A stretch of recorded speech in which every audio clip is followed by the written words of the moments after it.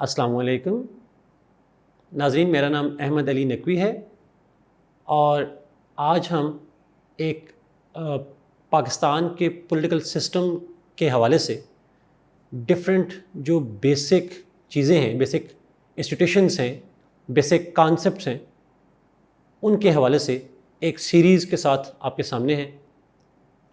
اس series میں ہم یہ کوشش کریں گے کہ جو ایسپیرنٹس ہیں اور جو عام لوگ پاکستان کی پولیٹکس کے حوالے سے انٹرسٹڈ ہیں، ان تک جو پاکستان کے پولیٹیکل سسٹم میں جو سیاسی نظام ہے پاکستان کا، جس کی بنیاد آئین ہے 1973 کا، اس سے ہم اخذ کر کے جو بیسک انسٹیٹیوشنز ہیں ان کی بیسک ورکنگ اور بیسک انڈرسٹینڈنگ کو کلیئر کر سکیں اور اس کو آسان اور سادہ الفاظ میں آپ کے سامنے رکھ سکیں۔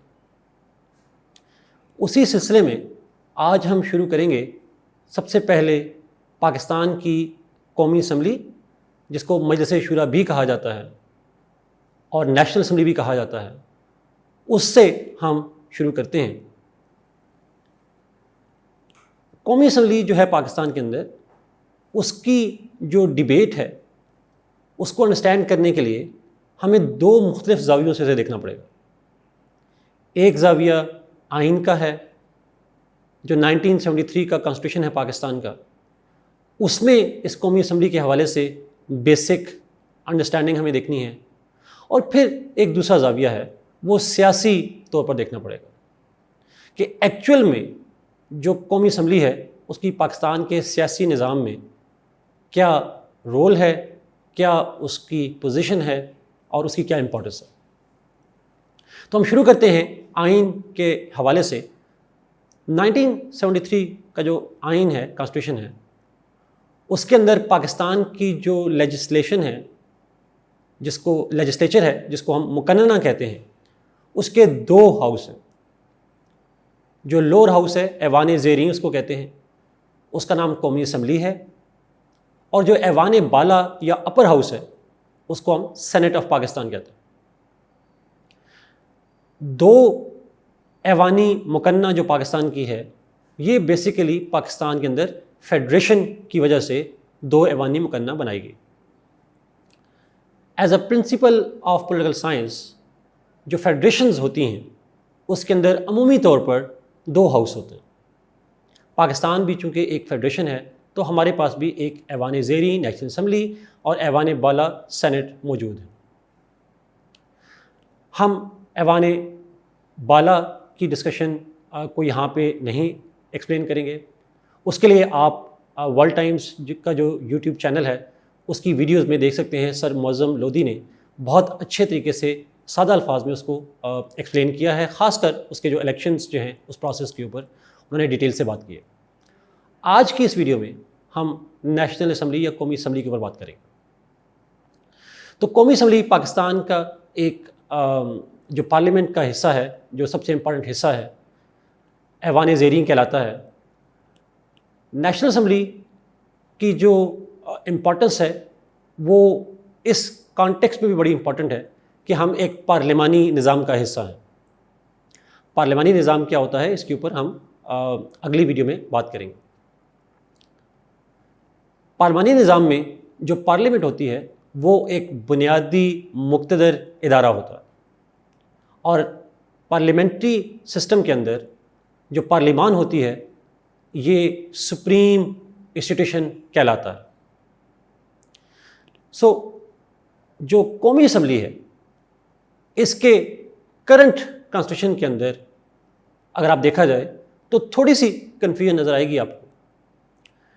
جو کرنٹ اسمبلی کام کر رہی ہے پاکستان کے اندر، اس کے اندر 342 ممبران ہیں، لیکن آئین کی 25ویں جو ترمیم ہے، 25th امینڈمنٹ، اس کے تحت اس کے ممبرز کم ہو کے اگلے الیکشنز میں ان کی تعداد 336 رہ جائے گی۔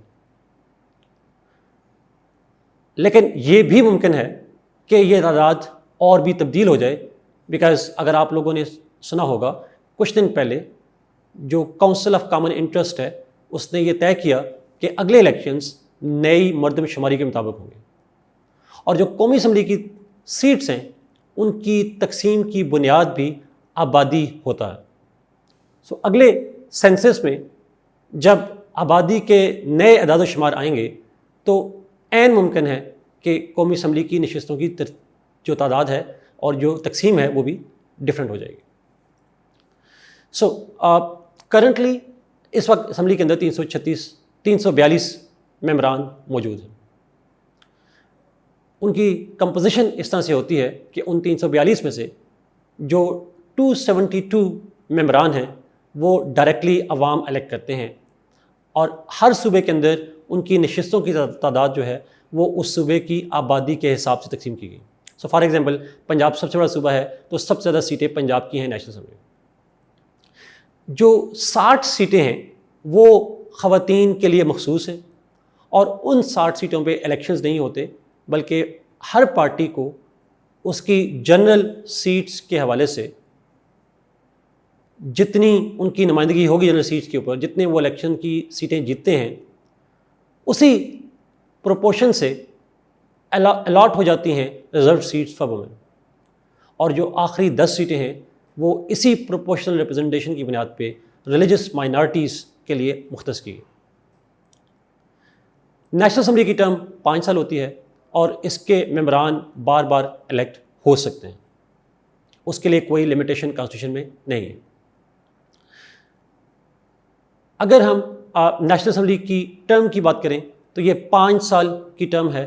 5 سال سے پہلے قومی اسمبلی کو ڈیزالو کرنے کا ایک ہی طریقہ ہے آئین کے اندر، اور وہ یہ ہے کہ اگر پرائم منسٹر آف پاکستان صدر پاکستان کو ایڈوائز کرے تو اسمبلی ڈیزالو ہو سکتی ہے، ادروائز اس اسمبلی نے 5 سال ٹرم پوری کرنے ہوتے. اب تھوڑا سا اس کی آئین کے اندر جو پاورز ہیں اس کی بات کریں گے تو 1973 کا جو آئین ہے اگر اس کے اندر ہم تمام امینڈمنٹس کو دیکھ کر کرنٹلی بات کی جائے تو کرنٹلی اس اسمبلی کے پاس شاید پاکستان میں کسی بھی ادارے سے سب سے زیادہ پاورز اس اسمبلی کے پاس. اس اسمبلی کے پاس جو بنیادی اس کا کام ہے، جو بنیادی مقصد ہے اس کے بنانے کا، وہ ہے قانون سازی کرنا، لیجسلیشن کرنا. قانون کو بنانا ہے، کسی قانون کو امینڈ کرنا ہے، کسی قانون کو ختم کرنا ہے، یہ بنیادی کام ہے نیشنل اسمبلی کا. اس کے لیے آئین کے اندر اور قانون کے اندر مختلف طریقہ کار جو ہیں وہ طے کیے گئے، چاہے وہ قانون سازی کسی گورننس کے معاملات پہ ہو، چاہے وہ کسی اکنامک افیئر سے ریلیٹڈ ہو، لیکن قومی اسمبلی جو ہے اس کے پاس یہ مکمل اختیار ہے کہ وہ قانون سازی کر سکتی ہے.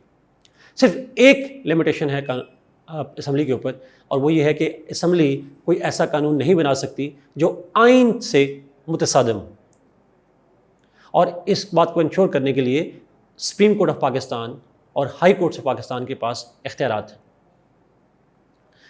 اسی طریقے سے جو قومی اسمبلی ہے اس کے پاس کوئی انتظامی اختیارات تو بہت زیادہ نہیں ہیں، لیکن جو انتظامیہ ہے، جو ایگزیکٹو ہے، جس کو ہیڈ پرائم منسٹر کرتے ہیں اور کیبنٹ اس کو most important decision making body ہے اس کے اوپر، تو کیبنٹ اور پرائم منسٹر جن کے پاس انتظامی اختیارات ہیں ان کو کنٹرول کرنے کی پاور جو ہے وہ قومی اسمبلی کے پاس.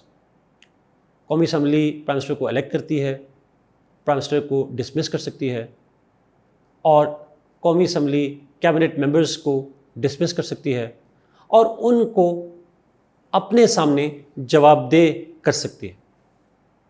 اسی طریقے سے قومی اسمبلی جو ہے اس کے کچھ اور اختیارات بھی ہیں، جیسے ججز کی اپوائنٹمنٹ جو ہوتی ہے سپریم کورٹ کے اور ہائی کورٹ کے، اس کے طریقہ کار میں قومی اسمبلی اور سینٹ کا ایک بہت امپورٹنٹ رول ہے.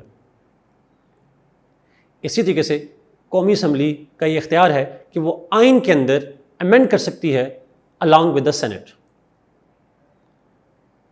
قومی اسمبلی کے پاس ایک اور جو امپورٹنٹ اختیار ہے وہ ہے جنگ کرنے کا اختیار.